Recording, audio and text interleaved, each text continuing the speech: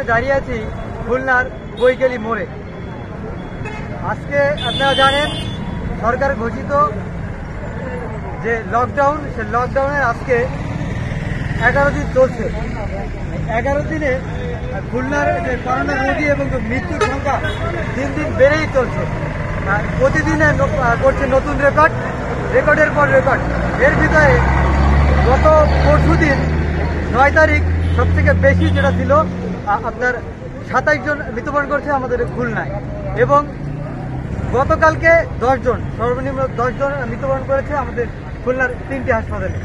আজকে করোনা পরিস্থিতি যদি বলি, আজকে আমাদের 3টি হাসপাতালে মোট 14 জনের মৃত্যু হয়েছে।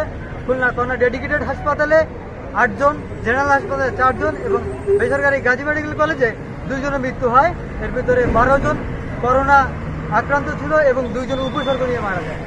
এবং লকডাউনের পরিস্থিতির কথা বলি, আপনারা দেখতে পাচ্ছেন গাড়ি ঘোড়া স্বাভাবিকই চলছে, কোথাও লকডাউন আছে কিনা এর কোনো চিহ্ন মাত্র নেই।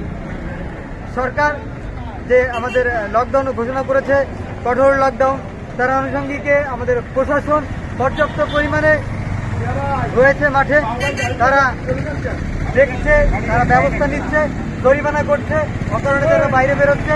এদিকে দেখেন আপনারা গাড়ি চলছে অনাহারে, এবং আমি কিছু আমাদের খুলনার কিছু এলাকায় ঘুরে দেখেছি, অনাহারে চলছে বেচা কেনা। যে কোনো শুধু কাঁচা বাজার খোলা রাখার কথা ছিল, সেই ক্ষেত্রে আমাদের মোবাইলের দোকান, ফ্ল্যাগজির দোকান, এসব অন্যান্য দোকানপাট রয়েছে খোলা। তাদের কাছে আমি জিজ্ঞাসা করেছিলাম ব্যক্তিগতভাবে যে ভাই, আপনারা এইসব দোকানপাট কেন খুলে রেখেছেন?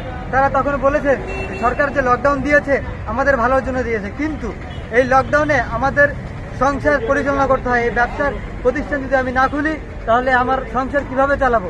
এই জন্য বাধ্য হয়েছি দোকান খুলতে। এবং কিছু সবজি বিক্রেতার সাথে কথা বলেছি, সেই সবজি বিক্রেতারা বলেছেন যে আমাদের সবজি বাজারে কেউ তেমন আসছে না, কারণ ফেরি করে যারা সবজি বিক্রি করে তাদের কাছ থেকেই সবজি কিনছে। এই ছিল খুলনা থেকে আমার কাছে সর্বশেষ সাব্বির ফকির, খুলনা।